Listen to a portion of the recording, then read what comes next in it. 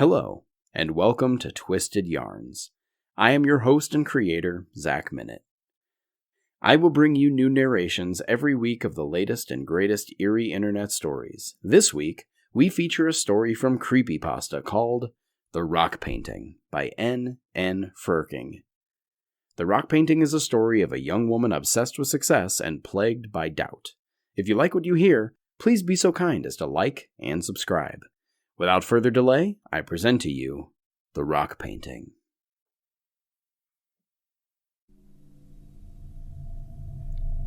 The knowledge that I gained from my first meeting with the artist, Cecilia Smith, gave me the chance to do something incredibly effective, yet equally dangerous. Considering Miss Smith's standing, I am certain that this gift will bring me the artistic success I am so desperate for. Yet, if I do something incorrectly, I could bring about the destruction of myself and thousands, if not millions of others. As the months wear on, I find that my desperation has been growing far stronger than my fear or guilt. I have been passively gathering all the pieces for the ritual whenever and wherever I happen to find them. Every time I find another ritual ingredient, I remember the day when I was partially awakened to the truth about everything. I was in my sophomore year when I met Cecilia Smith. She was going to give a lecture at the art museum a few blocks away from my college. I probably would have gone to the event anyway, but Mr. Boone, my art professor, made it even more tempting. He said he would give extra credit to anyone in the class that attended the event. Mr. Boone's reasons for creating the event were not purely academic, as he would later admit to us. He and Cecilia had been friends ever since college. He wanted to lend her some friendly support. Eventually, the day and time of the event arrived.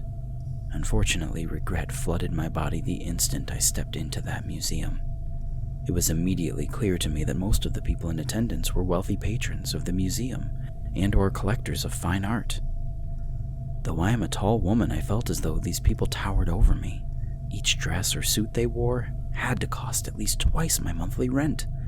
Likely they had also spent more than my monthly salary to get their hair and/or makeup done. In comparison, I had spent $10 at the thrift store to buy the dress I was currently wearing and had fixed up my hair and makeup by using discount store products and video tutorials.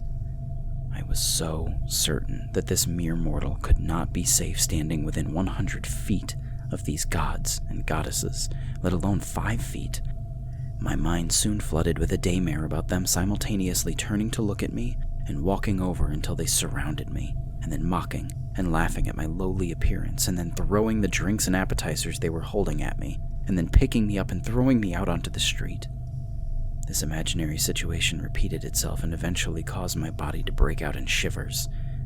Yet I managed to fight against the compulsion. I had to rush out of those museum doors at once. My desire to see Cecilia Smith's paintings, which an online article I read had called Signs of the Beginning of a New Age of Art, was far stronger than my fears. My shaking body was hard to control, but I didn't let that stop me from easing myself around the rich people's conversation circles and towards the hallway just beyond the reception desk. New daymares spawned that depicted a few of them turning from their cheerful chatter and telling me how ugly I looked. Others portrayed me bumping into a rich person and causing him or her to spill their food or drink on their expensive clothing. And then they would grab me and shake me violently, demanding amounts of money that I couldn't even dream of affording. Things got worse as I entered the hallway. It was rather narrow, and that made many of the conversation circles seem huge. The new daymares became more dramatic as they repeated. I imagined a few of the rich victim's friends shaking me, surrounding me, and ripping off pieces of my dress and clumps of my hair. I took deep breaths through my nose and diverted my thoughts by theorizing how paintings that were signs of the beginning of a new age of art would look. Perhaps she had added clay to the canvas to make pieces of art that were both a sculpture and a painting, or maybe she had layered different sized canvases on top of each other to create a kind of 3D effect. However, as creative as I got, even a person 5 times more creative than myself could never imagine what Cecilia Smith's paintings would truly be like. Finally, I exited the hallway and entered the gallery, which was, much to my relief, far more spacious than the hallway had been. There were also far fewer people here, and the individuals that were here did not appear rich. They had gathered around in small groups around paintings, and chattering in voices so hushed that they may have thought loudness could cause the painting's color to fade. I took some deep breaths and performed mindfulness exercises until my body stopped shaking. Then I hesitantly approached one of the currently solitary paintings, but looked away from it as I walked. In truth, I felt afraid that the paintings wouldn't live up to the expectations that I had built up in my mind. I desperately wanted them to make the stress of walking through all those rich strangers worth it. When there was a certain distance between me and the painting, I stopped and waited until I felt ready to see anything in that frame. But then I realized that I would probably never be ready.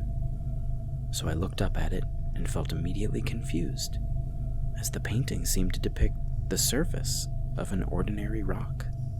Sure, there was enough high-quality detail that I could see every bump, valley, and scratch along the surface of the rock, but this couldn't be something worthy of that new age of art quote. Feeling like I was about to drown in disappointment, I forcefully leaned in closer until my nose was a few inches from the painting and tried to take in every detail. As I look back, I think I wanted to do this not just because I needed there to be something I was missing. I also wanted to flee this museum and its scary inhabitants and bury myself in the colors, strokes, and lines. It turned out that I would escape the museum in another way. After a mere 3 seconds of staring at the painting this way, my senses started picking up things that couldn't have been there. If they were, then I would have been impossibly transported to a pine forest within the space of a few seconds. My ears were picking up the near and distant sounds of animals, and the wind rustling through the trees. I could feel the same wind giving me cold kisses on my cheek as well as the muddy ground below my feet. There was also the mud in a previous rainstorm, the smell of which filled my nostrils. The only sense that wasn't picking up the forest was my sight. My eyes were still focused on the surface of that rock. My response to these sensations was delayed, but when my mind eventually picked up what was happening, I shut my eyes and let out a loud gasp. Luckily, I managed to muffle it with my hand and avoided bringing unwanted attention to myself. As soon as I warded off the shock, I realized that in closing my eyes, I had transported my other senses back to the museum. I heard that quiet chatter of voices and the clacking of someone's high heels as they walked across the floor. I felt the warmth that the museum's HVAC system was blowing into the room. The smell of someone's flowery perfume and the lemony freshness of the museum cleaning staff's supplies also surrounded me. I took in these sensations until I found the courage to open my eyes again. I was back in that forest. I closed my eyes again and I found myself back in the museum. I had to open and close my eyes a few more times to try and convince myself that my senses were experiencing what they were experiencing. Even after that, I still had trouble convincing myself that the whole situation was real. Some of the facts just didn't add up. Yes, this type of effect did live up to the description that the article had given it, but why wasn't there more? The discovery of a revolutionary effect like this should have caused a pervasive media sensation. And then there were the other people in the gallery. Why weren't they more excited? They should have been smiling, giggling, and/or even shaking with delight at the new sensations. Even if they had experienced such sensations before, they should have still been jabbering loudly with each other and trying to figure out how the whole thing worked. How did it work? What in the world could be the mechanism that caused such a sensation? I theorized that maybe the arrangement of the markings on the rock paintings had created some hypnotic effect, or maybe there was some kind of beam in the frame of the painting that could transmit these sensory images right into my mind. Unfortunately, that last guess turned my thoughts into ones of extreme paranoia. If there was a beam that could do that, what else could it do? Could they tell people what to think or erase their memories? Were such beams now hidden in different areas and being used to control the populace? Perhaps if there was a beam in the frame of the painting, it had already transmitted thoughts that weren't my own into my head. I shivered at the thought as I moved my eyes over the frame of the painting, but failed to spot any noticeable holes. I glanced over at the other paintings on the walls, trying to see if I could spot any of these strange theoretical mechanisms. I couldn't see anything, but that didn't mean they weren't there. Feeling overwhelmed, I decided to walk over and sit down on a nearby bench I had spotted. Then I put my hands in my lap, closed my eyes, and perform some light meditation to help myself calm down. Once my mind was clear, it pointed out to me that the opportunity may have fallen into my lap. Since I knew Mr. Boone, and he knew Cecilia Smith, perhaps he could convince her to give me an apprenticeship. During that, she could teach me how she created these revolutionary paintings, and then I could make them myself, and be a key part of this new art revolution that the article had predicted was coming. Then I would be just as good, if not greater, than all of the people here. What would it be like if I returned to the museum after I had achieved this status? Perhaps they would open a gallery that held my works alone, and then they would have a party at the opening. I wouldn't be dressed in thrift store rags and using discount beauty products then. I would instead have a dress, like the one I admired in that discount store, which was blue and had thousands of sequins that shimmered like glints of sunshine and water. And I would hire the best hairstylist in the city to tie up part of my hair in a braid that even the best basket weavers couldn't achieve. And instead of tiptoeing around all the rich people, I'd be talking straight to them, because my success would have given me the confidence that I always wanted. But wait, would Cecilia Smith even take me on as an apprentice? I had been struggling with getting good grades in Mr. Boone's class because my artwork had been, as he had written, too pedestrian, and I needed to be more confident and experimental with my artistic ideas. Perhaps Cecilia and Mr. Boone would only stand there laughing at me and saying how terrible I was at art and that it was stupid for me to believe I even had a chance at getting an apprenticeship. And then Cecilia's bodyguards would pick me up and throw me out of the museum. Wait, that wasn't right. What sort of visual artist has bodyguards? Yes, the worst that they could do was laugh at me and put me down, but I knew Mr. Boone, and while he could be critical, he was never outright mean. I didn't know what Cecilia was like, but Mr. Boone probably wouldn't let her be too mean to me.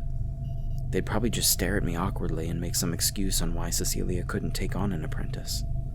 Still, there was that possibility that Cecilia could see something in me that others hadn't. Didn't that make it worth trying? Especially because the consequences couldn't be too severe. It seemed that way to me.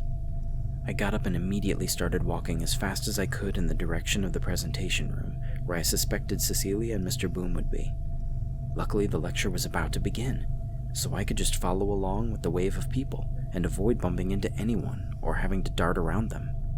For a moment, I felt like I was part of an army marching into battle. This made me smile. When I made it to the presentation room, I immediately spotted Mr. Boone and Cecilia Smith on the right side of the theater. I gently made my way through the crowd and called out to Mr. Boone as soon as I got close. This caused him to turn, see me, smile, and wave. In a few moments, I was right next to him. Unfortunately, though, I was so enthusiastic about my plan that I skipped over greeting him and went right over to Cecilia. I said hello to her, introduced myself, stuck out my hand, and looked her in the eyes. My anxiety flooded back the instant that Cecilia grabbed my hand. That caused me to shake her hand and look her in the eyes for what was, I assume, a longer time than normal. While I was doing this, much to my shock, my senses were spirited away again. However, the place this time was different, and I could take it in with my eyes as well as my other senses. I was in a room, in a seemingly abandoned house somewhere. I could hear a rainstorm outside, smell a musty odor, and see an old wooden floor on which several seemingly random items had been carefully placed. Hovering above this ritual arrangement was a portal. Looking through it, I could see what I somehow knew was the structure of the universe. Through studying this, I just knew I could learn exactly how the universe worked. Then I could manipulate it to my will and make paintings like the one Cecilia had made. Before I could get a full understanding, however, I ended up fainting clean away and missed the lecture. I felt disappointed, but in retrospect, could Cecilia have given me any knowledge that was better than what I had received? Also, I probably wouldn't have paid much attention anyways. My new knowledge hijacked most of my attention for the next few months. I did my best to try and forget it, and kept telling myself to not do anything about it. I could tell it was dangerous, and I swore that I could forge an artistic career on my own without any shortcuts. Yet, it kept coming up in my mind with every bad grade I received and every time I lost inspiration, and no matter how hard I tried, these incidents kept happening. I was soon thinking about what I'd switch my major to and trying to picture a happy future for myself. However, all I could see was me sitting in an office job in a sundown office building with half the lights gone and several dozen missing ceiling tiles. I'd be wearing a dress covered in holes and stains because I couldn't afford any new clothes. I also wouldn't bother with making my hair and makeup extra pretty or trying to start up conversations with my coworkers at the water cooler because I'd be so depressed. So you see, I have to gather the ritual items, open the portal, and study the structure of the universe, enough to understand how to make the painting, no matter how dangerous it is. I've been trying to hold back the temptation for as long as I can, but I don't think I will last much longer. I am truly sorry.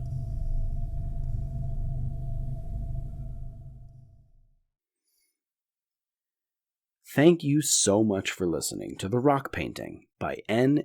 Firking. If you would like to hear more spooky content read on Twisted Yarns, please like and subscribe. And tune in next week for more Twisted Yarns.